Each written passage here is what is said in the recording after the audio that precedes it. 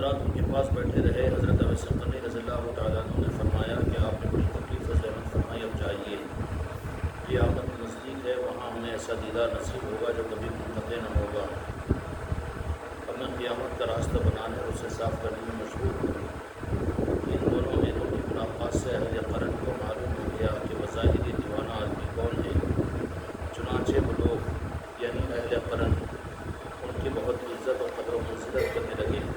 اس واقعے کے بعد حضرت ابو سقنی رضی اللہ تعالیٰ عنہ وہاں سے کوفہ کو چلے گئے۔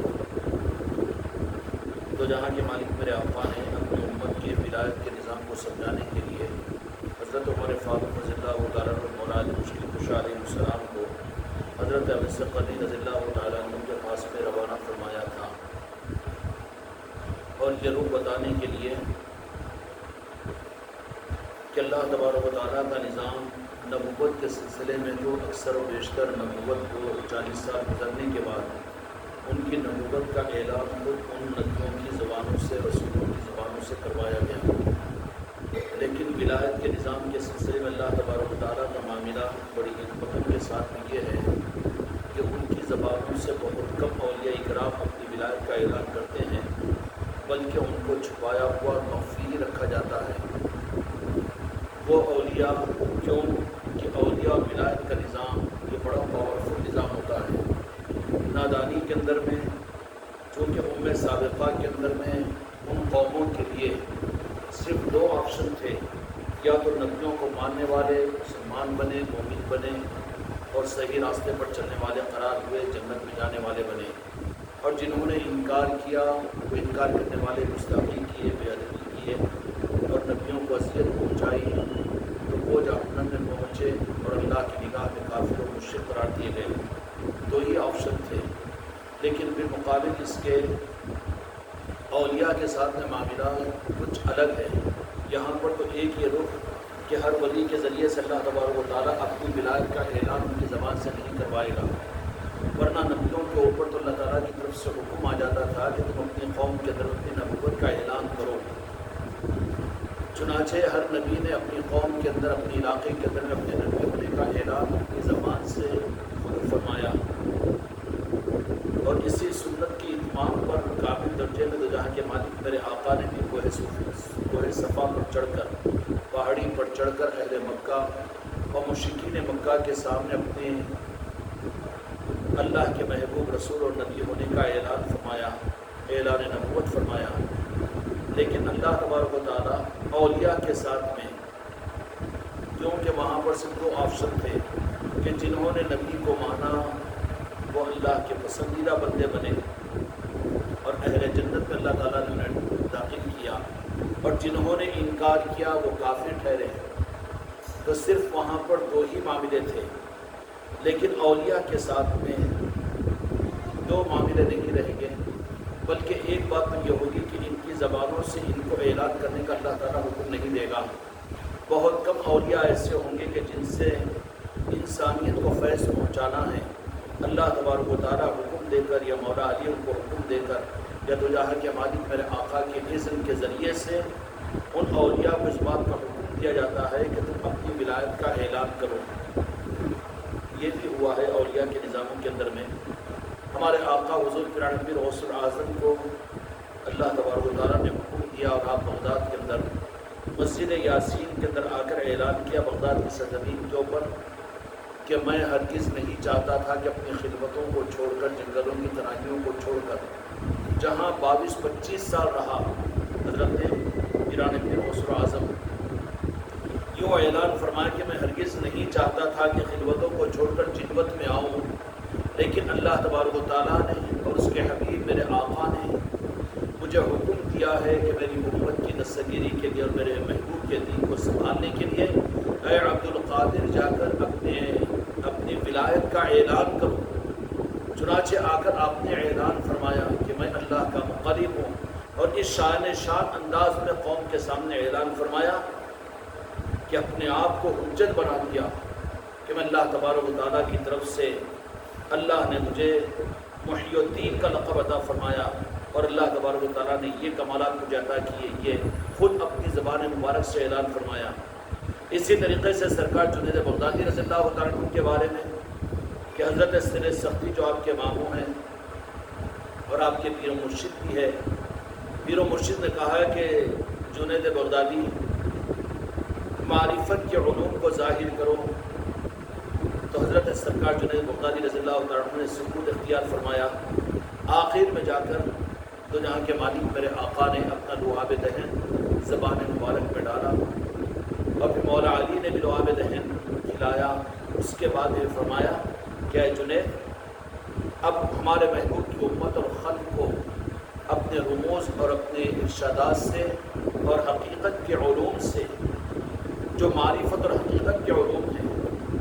امت کو ان صدیوں کے اندر میں ایک تو یہ ہے کہ وہ جو کتابوں کے اندر میں نقل کیے گئے اور پھر احادیث کی کتابوں کی صورت میں امت کے پاس میں جو علم ہے، اور اسی طریقے سے جو دین کے حقائق ہیں وہ ان کتابوں کے ذریعے سے، لیکن اس کے علاوہ ایک نظام وہ ہوتا ہے جو اس زمانے کے مناسبت کے اعتبار سے، انسانیت کے قبولیت کے مزاج کے اعتبار سے،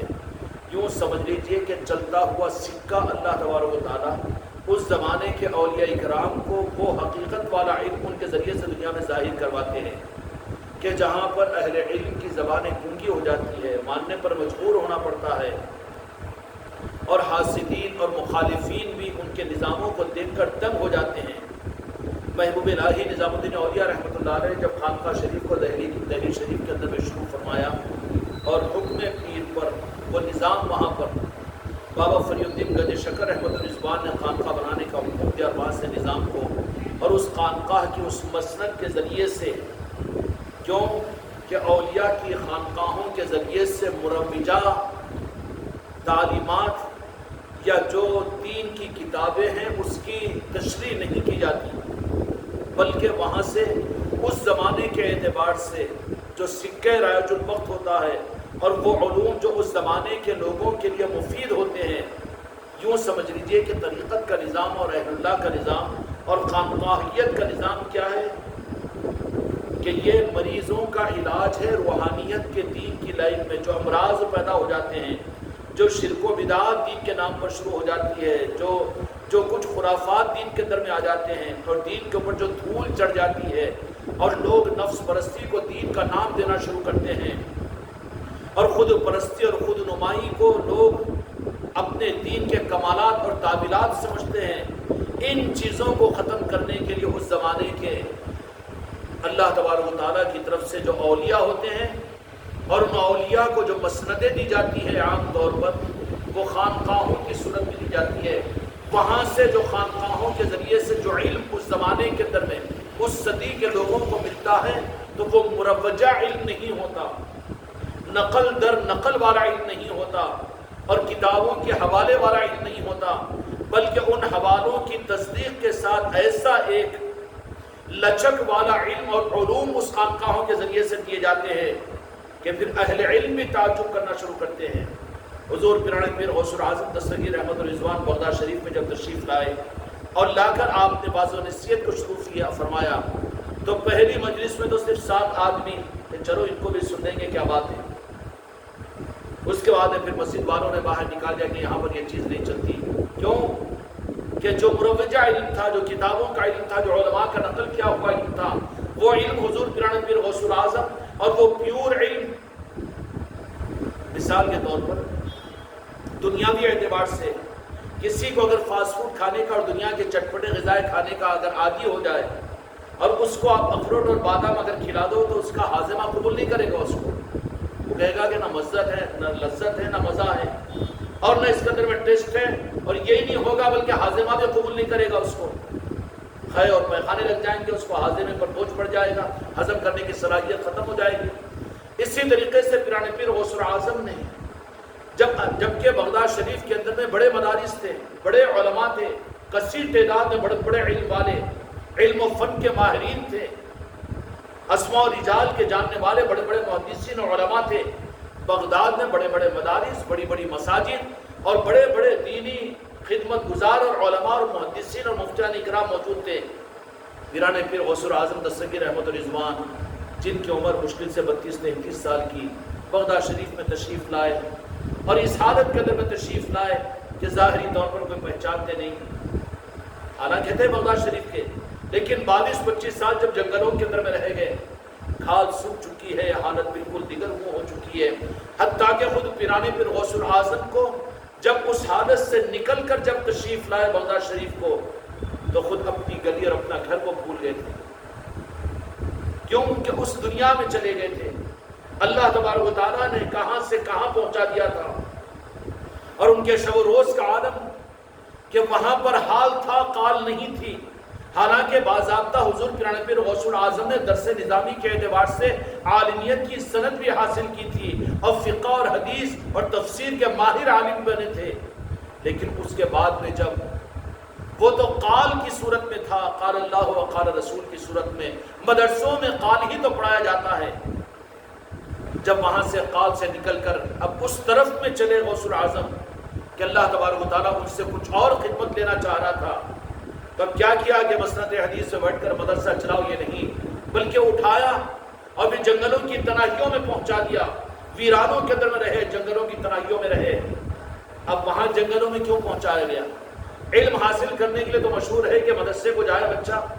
علم حاصل کرنے کے لیے تو علماء کے پاس میں جائے،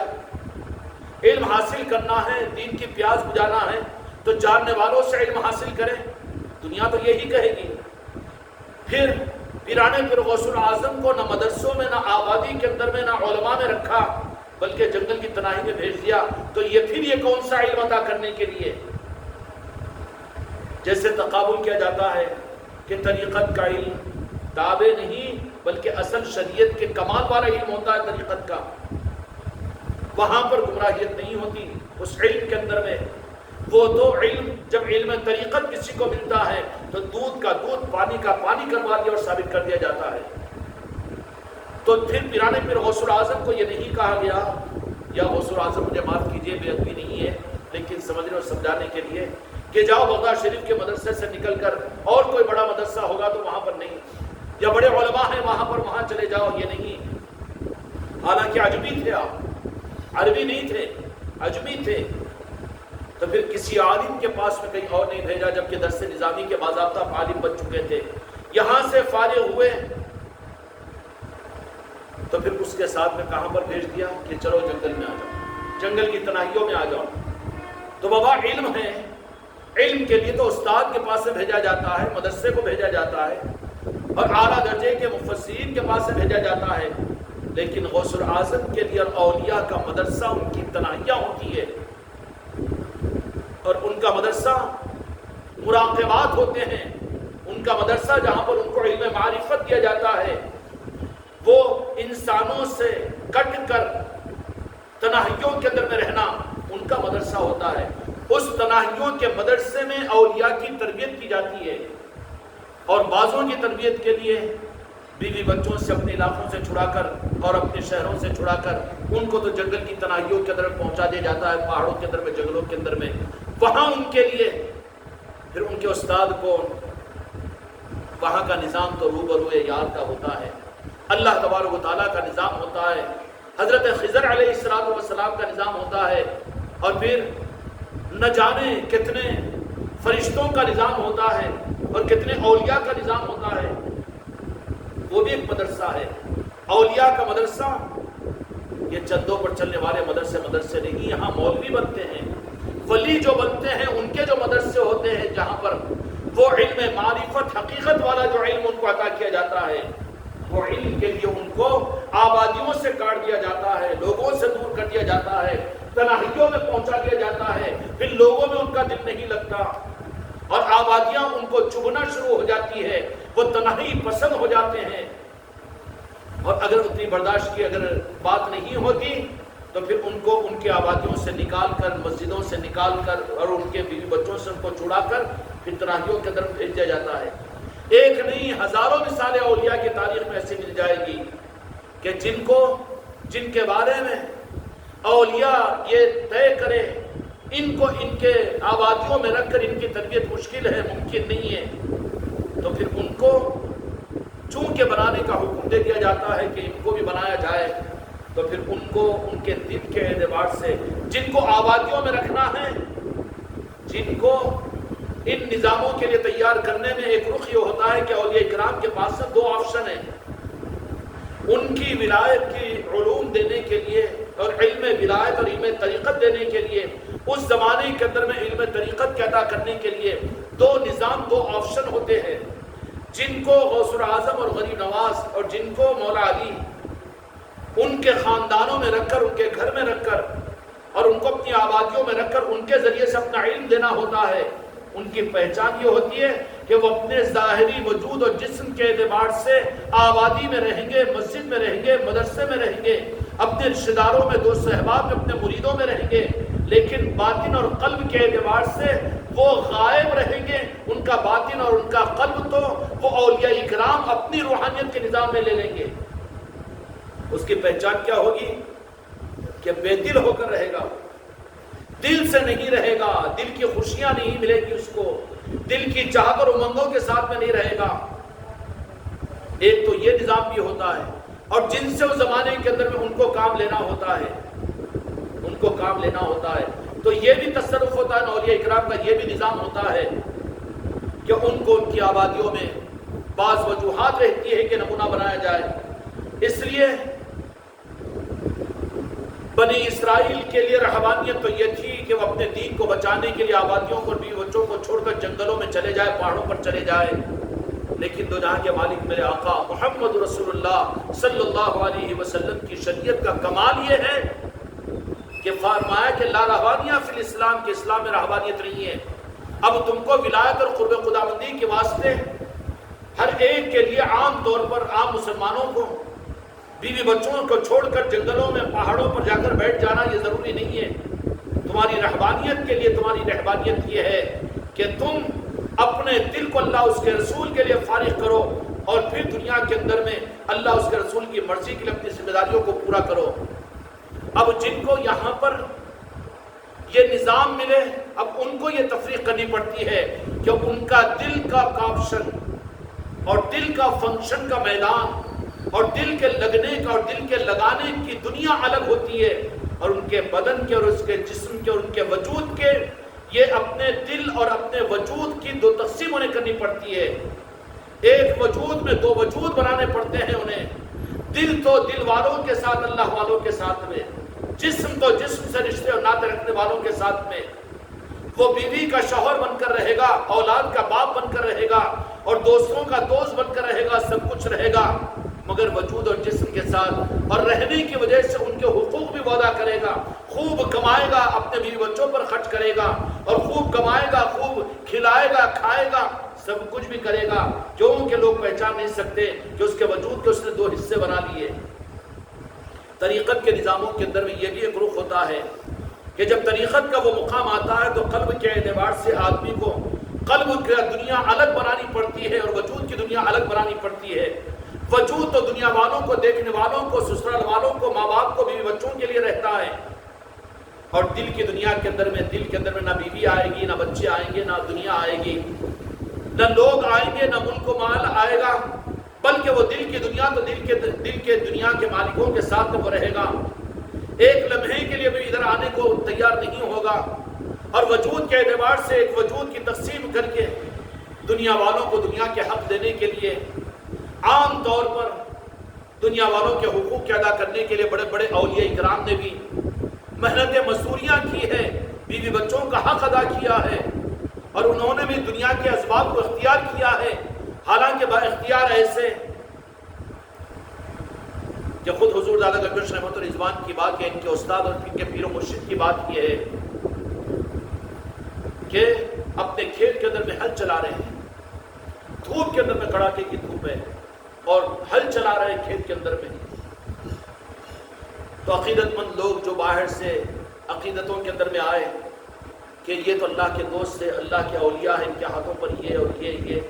وہ آ کر ڈھونڈتے ہوئے تو دیکھا کہ انہوں تو ہے کہ اپنے کھیت میں ناگت چلا رہے ہیں.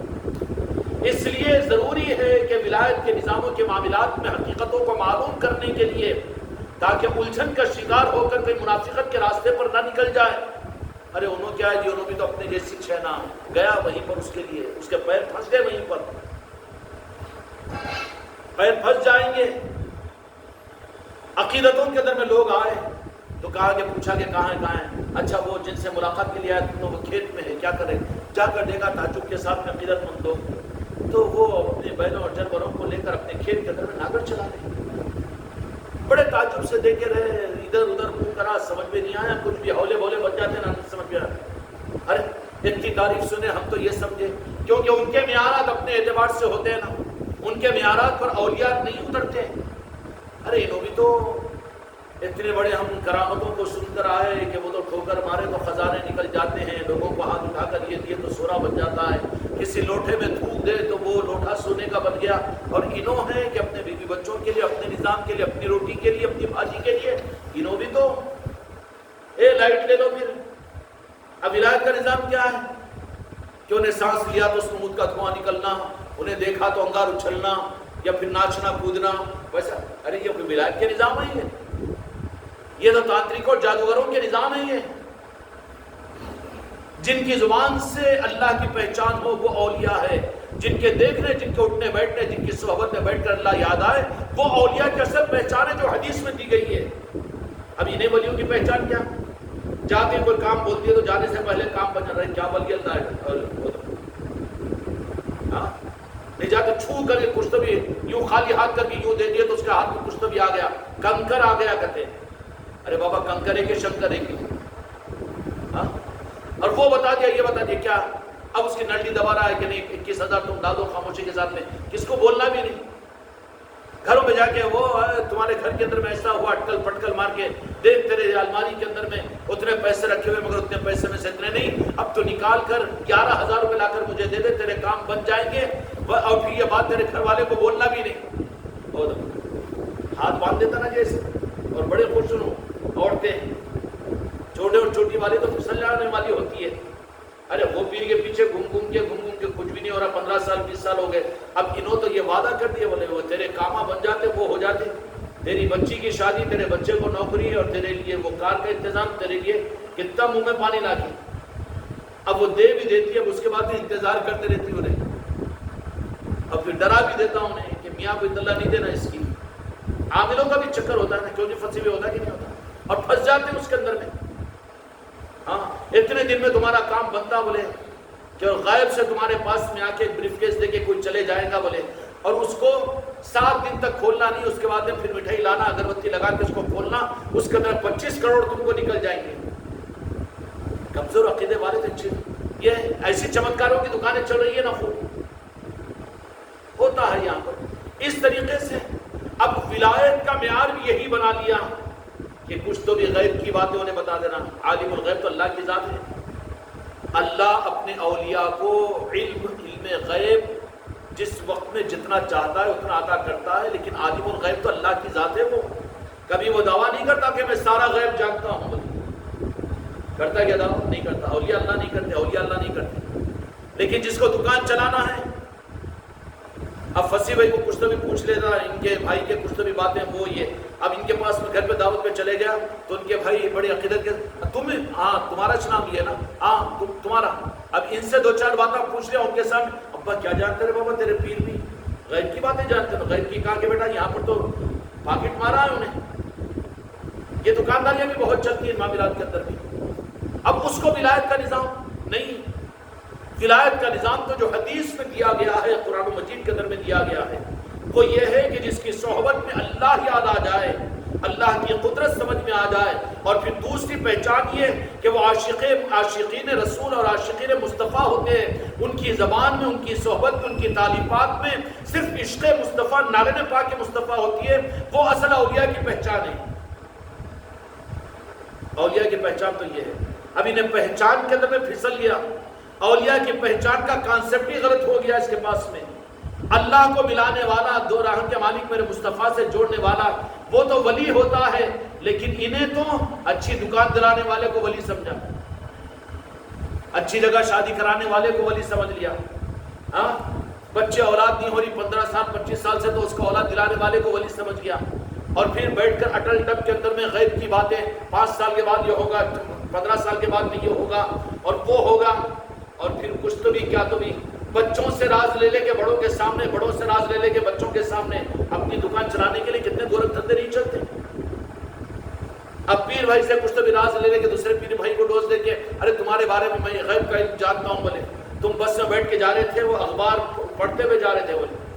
انہیں کوئی تو بھی بولا میرا پیر بھائی جا رہا تھا بولے اخبار پڑھتے ہوئے، تو ہاں کدھر جا رہے بغیر پوچھے چلے گئے؟ تو نہیں ہوا، میرے سلسلے میں نہیں ہوا یہ، میں ایسے کم بختوں کو، نااہلوں کو، ناہنجاروں کو میرے سلسلے میں رکھتا بھی نہیں ہوں میں، لیکن پرانے سلسلے کی بات ہے کہ ڈھونس دے دیا انہیں، گڑیا پور میں نے دیکھ لیا انہیں اخبار پڑھتے جا رہا، اب یہاں سے فون کر دیا کہاں ہے تم، کیا ہے؟ اب انہیں بھی نہیں کچھ بھی نہیں سب معلوم ہے میرے کو، میں دیکھ رہا ہوں تم کو، بولے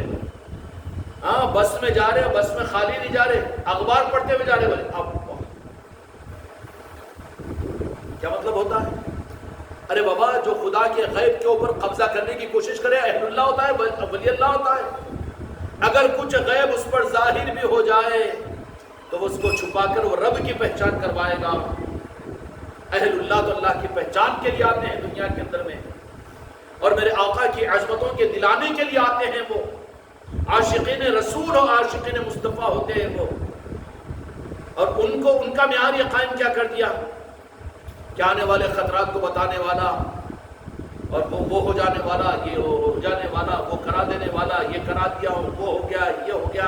اب اس کو اولیاء کا معیار بنا لیا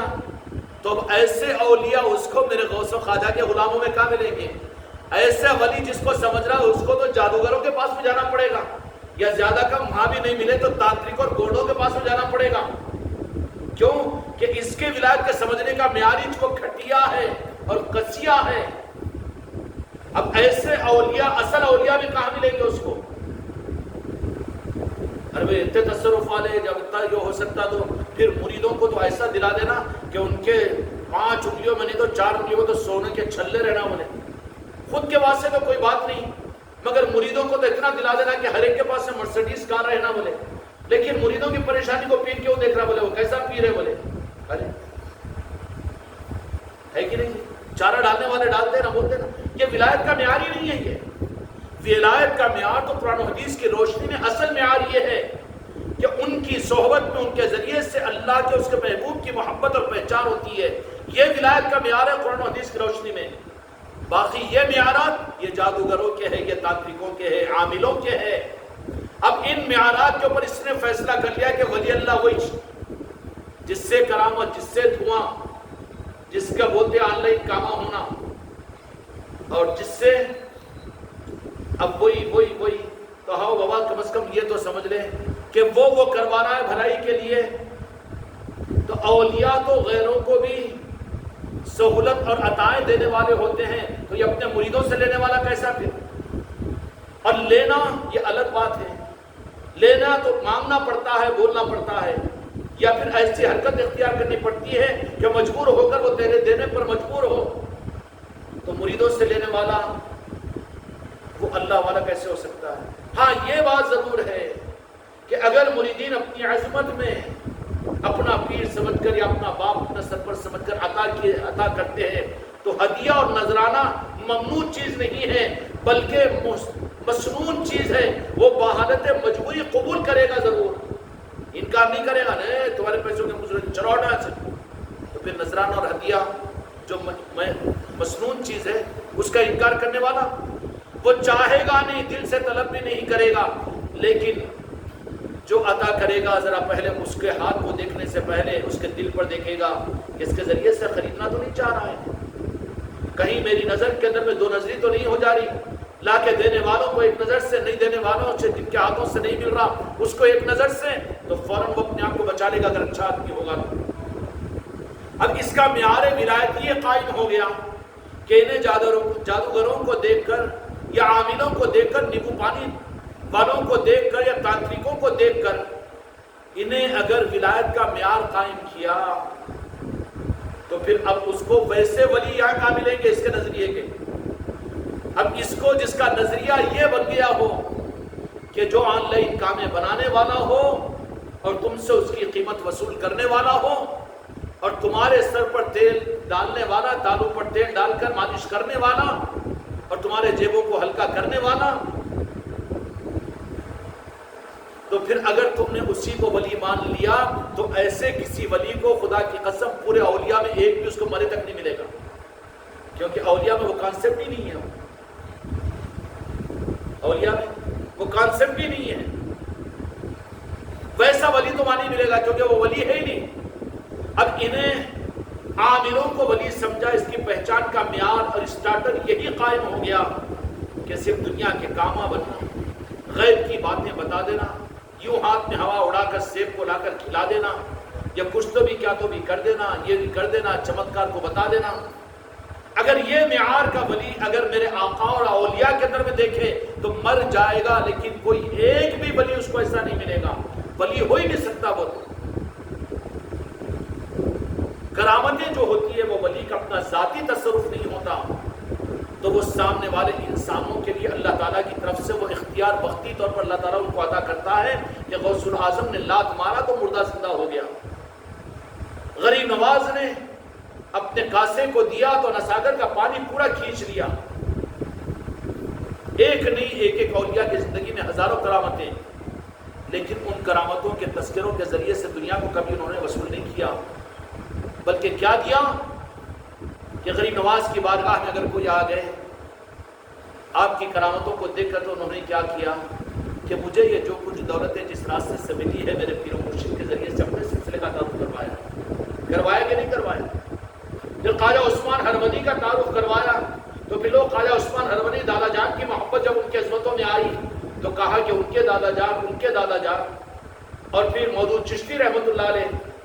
اور پھر اوپر کے سلسلوں میں ان کو سلسلہ دیا اور اپنا دامن ہاتھ میں دے کر ان کو کڑی سے جوڑ دیا, جو کڑی اور جو زنجیر راس عرش سے اور نانن پاک مصطفیٰ سے جڑتی ہے. یہ ولایت کا نظام ہے. اب یہ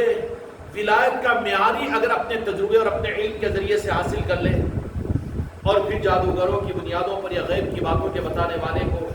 یا نیمبو پانی کے نظام والوں کو, ان بنیادوں پر اگر اس نے اولیاء کا معیار اور ولی اللہ انہی کو سمجھے گا, تو پھر ایسے اولیاء تو معاف کرنا ادھر نہیں ملیں گے ان کو, اور یہاں پر ان کو تو ایسا کوئی آدمی ملے گا بھی نہیں. ان کو تو پھر جادوگروں کے پاس میں جانا چاہیے, عاملوں کے پاس جانا چاہیے, تانترکوں کے پاس میں جانا چاہیے, گوسائیوں کے پاس جانا چاہیے. وہاں کی دکانوں کا نظام ہے. اور جی بابو, سونے کی دکان میں پتل کی بنگی خریدنے کو کوئی جائے گا تو بے وقوف کہلائے گا, اور کوئی پتل کی بنگیوں کی دکانوں کے ملنے کی جگہ سونے کی خریدی کے لیے چلے جائے گا تو بے وقوف ہوگا نا. دونوں چیزیں الگ, اگرچہ کہ ظاہری طور پر رنگ پیلا ہی ہے. کرامت اور استدراج کے اندر میں دکھنے کو تو یہ معمول کے خلاف کی بات نظر آئے گی, لیکن سونا سونا ہوگا, پیتل پیتل ہوگا.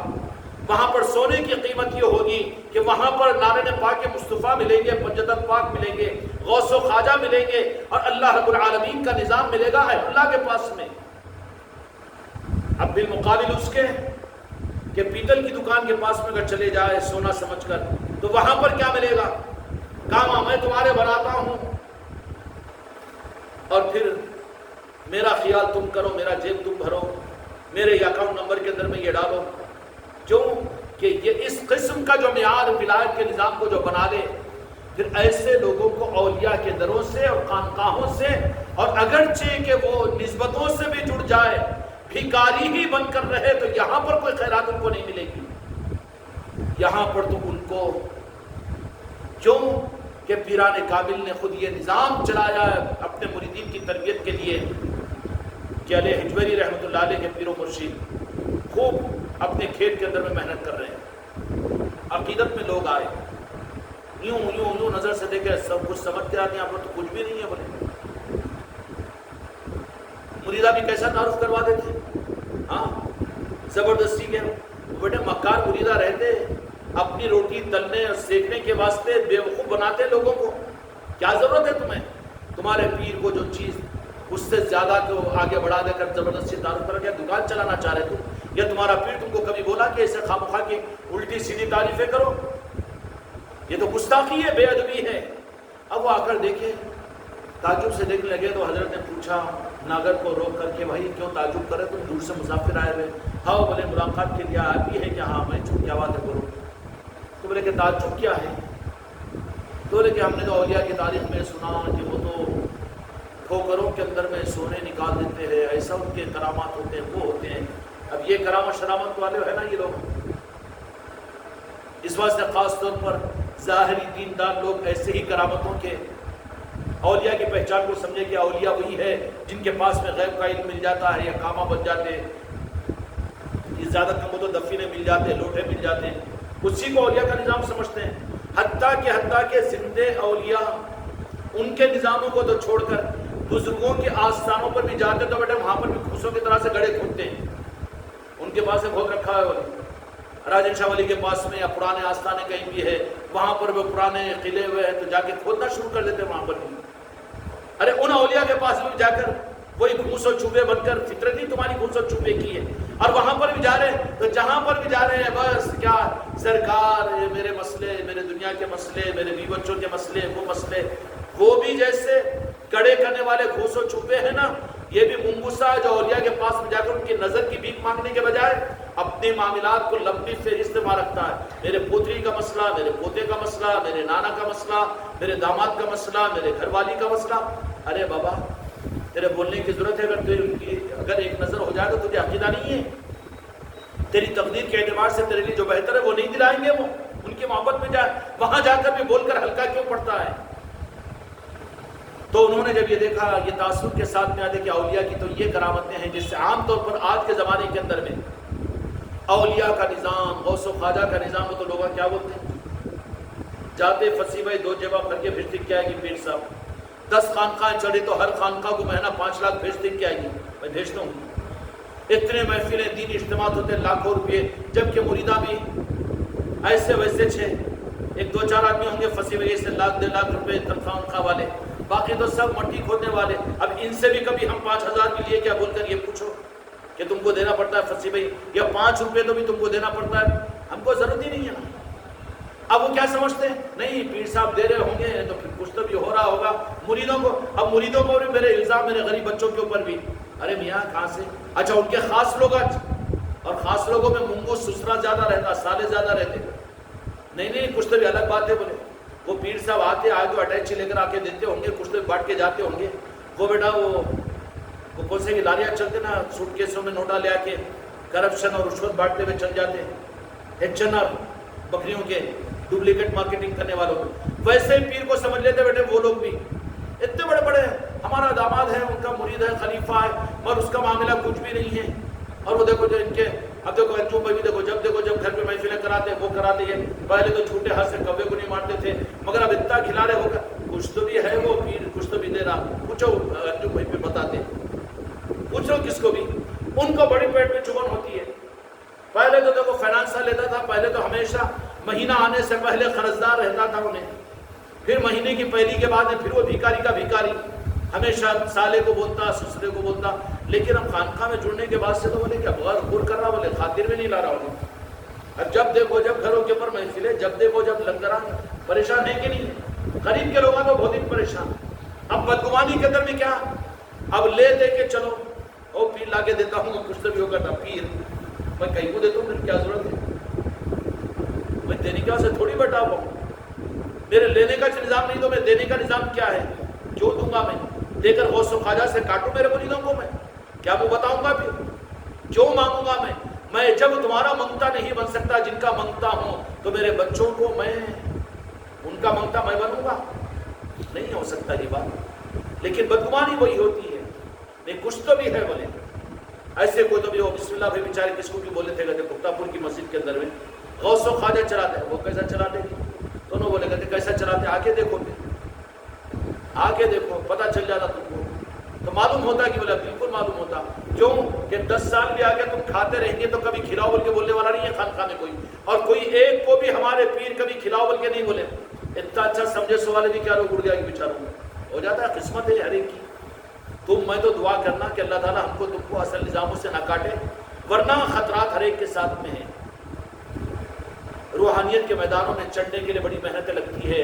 لیکن نظر سے گرنے کے لیے تھوڑی سی بے اعتمادی اور دل کا بد ظن ہو جانا یا پھر زبان پر اس کا آ جانا، اس کو پھر گوارا نہیں کیا جا سکتا۔ بے ادبوں کی اس نظام میں کوئی گنجائش نہیں، ایسے حالات پیدا کر دیے جاتے ہیں۔ پوچھنے والوں نے جب پوچھا کہ تم کو کس سے شکایت؟ نہیں نظام بہت اچھا ہے، وہ سب کچھ اچھا ہے، پیر سے نہیں، پیر کی بھی کوئی مسئلہ نہیں ہے۔ کیا؟ تو بولے کہ عابر اور علی دونوں बदतमीजी करे, मैं चिल्लाया तो हजरत निकल के उन लोगों को डराना था, मैं बड़ी उम्र का था, बोले अच्छा हजरत तेरे बाप का नौकर है। इस बात के ऊपर ही निजाम से दूर। अरे बाबा किस्मत थे उसके बेचारे की, क्या करेंगे। इबरत है कि हम भी अपने आप को संभालें, अदब के दायरे से बाहर न निकले, इज्जत और एहतराम को किसी का न निकालने की कोशिश करे, और किसी अपने पीर भाई को हकीर न समझे, चाहे वो मिस्कीन और गरीब क्यों ना हो। कल की मजलिस में भी हमने तफसील के साथ बात अर्ज की थी। पीर की खिदमत तो बड़ी बात नजर आएगी, हाँ माशाल्लाह उछल उछल कर करेगा, पैरा भी खूब दबाएगा, नजराने और हदिये भी खूब देगा, और वो भी करेगा, देगा पर तो मैं लेने वाला नहीं हूँ, हाँ, और न मुझे लालच है, मसला नहीं है वो टेंशन नहीं है मुझे कि मैं आऊँ तो मेरे फिर गाड़ी का इंतज़ाम करो, मेरे डीजल का इंतज़ाम करो, 10,000 का इंतज़ाम करो, वो मुझे ज़रूरत नहीं है, उसका मतलब वो नहीं है। लेकिन इन चीज़ों के अंदर में वो चीज़ें क्या आ जाती है कि लेने वाला बन गया तो फिर वो मांगने वाला ही बन जाता ना, जो मुरीदों से उम्मीद रखना शुरू करा। अपने पीर भाई जो मिस्कीन और गरीब है उनकी भी खिदमत को खिदमत समझा करो, उनको नजरों से मत गिराओ। अगर पीर भाई तुम्हारे लंगरों में आकर खा रही और कभी खिलाने वाला नहीं है तो वो हक सिर्फ पीर को है कि पीर बोल सकता है, लेकिन पीर भाई को हक नहीं कि तुम खाते रहता कि खिलाता क्यों नहीं। तुम्हारा काम तो ये हो कि उस गरीब और मिस्किन पीर भाई की तुम दिलजोई करो, उसके बर्तन को धो, उसकी खिदमत करो। क्यों कि पीर की खिदमत पर हो सकता है कि तकब्बुर पैदा हो तुम्हारे अंदर में। तुम्हारी तरबियत के लिए तो अपने पीर भाइयों की तुम कदर करो, इयानत और इमदाद करो, और उसका साथ दो, उसकी दिलजोई करो, उसकी हिम्मत अफजाई करो, खाली वक्तों पर उसकी खैर खैरियत फोन करके मालूम करो। ये तुम्हारी दिलजोई तुम्हारे इन निज़ामों के अंदर में तुम्हारी काबिलियत का सबूत बनेगी। देख रहे हो छोरी छोरी निगाहों से कि औलिया का तारुफ तो ये था, लेकिन यहाँ पर तो कुछ भी नहीं। इन्हों खुद बड़े हजरत अपने खेत के अंदर में नागट चला ले रहे बोले, तो लेके क्यों ताजुब कर रहे, जान लेते ना अल्लाह ताला वो दे देता है उनको वही वक्त के ऊपर इल्म गैब के खजाने उन पर खुल जाते हैं, मौला अली अता कर देते हैं। बोले कि तुम्हारे दिमाग में तो यही है कि औलिया करामतों से पहचाने जाते हैं कि उनके ठोकरों के अंदर में हीरो जवाहरात रहते हैं और सोने की कानें रहती है। बाद अल्लाह तबारक व तआला उनको अता कर देता है, लेकिन उठाया नागर के पास से अपने कदम को उठाया और एक ठोकर जमीन पर मारी तो जमीन से जो मिट्टी उड़ी वो मिट्टी जाकर इनके मुंह पर पड़ी तो मिट्टी नहीं थी बल्कि सोने के ढेले थे। लेकिन ये करामत समझते हो तुम? तो बोले कि ये तुमको करामत और फिर तुम्हारी ये मेहनत, तो बोले कि यही तो चीज़ होती है, अक्ल हलाल है। क्यों कि दिल तो दिल वाले के साथ में है, नाला ने पाके मुस्तफ़ा के साथ, रब के साथ में, लेकिन ये मेहनत अपने बीवी बच्चों का अक्ल हलाल और नफ़ा अदा करने के लिए। इसलिए मेरे बच्चों अपने अहल-ओ-याल के लिए तो अपने वजूद के दो तक़सीम के दो टुकड़े बना लो। दिल तो रखो दिल वालों के साथ, दिल तो दे दो पीर को, और दिल तो दे दो गौसो ख्वाजा को, दिल तो दे दो पंजतन पाक और नारायण पाक मुस्तफ़ा को। और वजूद के लिए तुम अपना मेहनत करो, इसमें पीछे मत हटो, आईदे मत बनो, तावीज़ा बेच कर कमाने वाले मत बनो, और फिर फूफ आ करके नींबू पानी की चक्कर में अपनी निस्बतों को बर्बाद मत करो, वरना क्या होगा ऐसों का अंजाम। अब ये पीर तो न खुद चलाता है दुकान न चलाने देता, तो आखिर में क्या करता है, फिर वो मुरीद के लिए ज़्यादा ही वजन बना तो फिर उसके लिए रास्ता ये पीर के बजाय उसको अगर उसके पास में चले गए तो उन्हें तो नींबू पानी की इजाज़त भी दे देता, चलो बोले वो पीर के पास में चल जाओ। और वैसे लोग आ जाते कि वहाँ पर तुमको खिलाफत भी मिलती और वहाँ तावीज़ लिखना भी सिखा देते। मंदा मारी का तुम्हारा हमारे पीछे पड़ा रहा, तावीज़ सिखाता है, दिमाग खराब हो रहा है, तावीज़ सिखाओ, मैं तावीज़ देने वाला दिख रहा, देखो नहीं मजा उससे कमा ले तो मेरा चिकन सेंटर के ऊपर मेहनत कर, क्या नाम है मंदामारी का, यहाँ भी आता था बहुत, हमारा मुरीद था। तब लोगों ने समझाया उसको, बिस्मिल्लाह भाई वगैरह ने, यूसुफ भाइयों ने, यहाँ तुमको बोले होते पेच रखते, बोले उससे आगे कुछ भी नहीं, हालांकि है उनके इख्तियार में बहुत देने मगर देते नहीं उन्हें। बोले क्यों, मैं दुनियादार दुनिया परस्त बनाऊँ क्यों उनको, मेरे हाथ में मैं गौस ख्वाजा को गुलाम बनाने के लिए बैठा हूँ यहाँ पर नहीं। बोले चलो तुमको एक जगह लेके जाते हैं, बोले अब वहाँ पर तुमको तावीज़ लिखना भी सिखा देते और अच्छे अच्छे कि मस्त कमा सकते बोले दुनिया। तो बोले वैसे की तो जरूरत है, यहाँ तो फंस गया मैं, बोले अब बगैर बोले निकल के तोता भाग गया वहाँ को, और जाने का ना वो अब वहाँ पर तावीज़ सिखाए, क्या सिखाए, अब अंजाम का वो खुद जिम्मेदार होगा, मुझे क्या जरूरत है इसकी बोलने की, हिमाकत के लिए नहीं। لیکن اولیاء کا معیار کرامتوں کو مت بناؤ، اس لیے کہ کرامتیں استدراج، چمتکار بہت قریب جڑی ہوئی پہچان نہیں سکتے۔ اولیاء کی کرامتوں کی پہچان یہ ہوتی ہے وہ کبھی ان کے ہاتھوں پر بے اختیاری طور پر کرامت ظاہر بھی ہو جائے تو اپنے کو چھپا کر وہ اپنے سلسلے کو، غوث و خواجہ کو، پنجتن پاک کو اور اللہ کو، اس کے محبوب کو سامنے کر کے ان کی شناخت کروانے والے اولیاء ہوتے ہیں۔ اور چمتکار بتا کر نیبو پانی کی دکان چلانے والے وہ تو یاد کرا کر میں ایسا کر دیا، وہ ویسا ہو گیا، وہ ویسا ہو گیا، ہے کہ نہیں؟ تو وہ بزرگ نے جیسے ٹھوکر ماری، اگر کیا یہ سونا ہاں، وہ لیکن کر یہ بھی سکتے ہیں، ہمارے قدموں میں پڑی ہوئے وہ چیزیں، لیکن ہم کو ضرورت نہیں اپنے بیوی بچوں کا حق ادا کرنے کے لیے ہم خود دھوپ کے اندر میں ہل چلا رہے ہیں، ہے کہ نہیں؟ اور یہ اکرام خود محنت کرنے والے محنتی ہوتے ہیں، کیوں کہ وہ اپنے وجود کو ظاہر کے اعتبار سے دنیاوی معاملات کے اندر میں اپنے بیوی بچوں کا نفقہ ادا کرنے کے لیے خود محنت کرتے ہیں۔ وہ ہدیے و تحفوں کے اوپر، پاکٹوں کے اوپر، لوگوں کے مریدوں کے اوپر نہیں رہتے وہ، بلکہ وہ اللہ والے اگر واقعیتاً ہوں گے تو پھر دنیا والوں سے کہاں امید رکھیں گے؟ دنیا والوں سے امید رکھو تو پھر اللہ والے وہ کہاں رہیں گے؟ اس لیے ان کے وہ نظام ہوتے ہیں۔ اولیاء کی پہچان اس پہچان کے ساتھ میں کہ چمتکار، نیبو پانی، دھواں دھارو، غیب کی باتیں بتا دینا، تو ایسے اولیاء تو میرے آقا اور اولیاء کے اندر میں مر جائے گا لیکن تجھے نہیں ملیں گے ایسے۔ یہ عاملوں میں مل جائیں گے تجھے، جادوگروں میں مل جائیں گے، تانترکوں میں مل جائیں گے، یہاں ایک سے ایک نمبر لینے والا مل جائے گا تم کو۔ اچھا اپنوں میں نہیں، برادران غیر مسلموں میں کتنے بڑے بڑے جادوگر رہتے تھے، کیا کیا نہیں کروا دیتے۔ ہاں وہ پرسوں اس کا انتقال ہوا کرتے نا، وہ کیرلا کے اندر میں کوئی تھا لمبے بالا والا، انہیں تو آگے یوں نکال کے سونے کے زنجیرہ دیتا تھا کرتے، اور وہ بڑے بڑے ڈاکٹروں کے پاس سے بھی اس کے فوٹو ووٹو والے تھے، کیا نام؟ ہاں دیکھو برابر معلوم ہے، سب طرف میں نظر رہتی ہے ہمارے فصیح بھائی کی، اس واسطے تم سے پوچھ رہا ہوں میں۔ ویسا کرتا تھا کہتے، وہ کرتا تھا کہتے، یہ کیا چیز ہے؟ پھر انہیں بھی بڑا پیر کی۔ سچے پیر کے اور اولیاء کی پہچان وہ نہیں ہوتی۔ اولیاء کی پہچان تو یہ ہوتی ہے کہ اللہ وقتی طور پر ان کو تصرف عطا بھی کرتا ہے، ان کے ہاتھوں پر کرامتیں بھی، تو وہ اپنے کو وہاں پر چھپا کر اپنے نظام کو، غوث و خواجہ کو سامنے لاتے ہیں، اور وہ نارائن پاک مصطفیٰ کو، رب کو بتاتے ہیں۔ قرآن و حدیث کی روشنی میں اللہ اس کے رسول کے اور اولیاء کی پنجتن پاک کی پہچان کروانے والے اولیاء ہوتے ہیں، اپنی ذات کی پہچان کرانے والے گمراہ ہوتے ہیں۔ اس لیے میرے بچوں، ولایت کے نظام کو ہمیں سمجھنے کی ضرورت ہے۔ اللہ تعالیٰ ہم کو اور آپ کو اپنے آپ کو سنبھال کر نظاموں میں چلنے کی توفیق عطا فرمائے۔ بحق لا الہ الا اللہ۔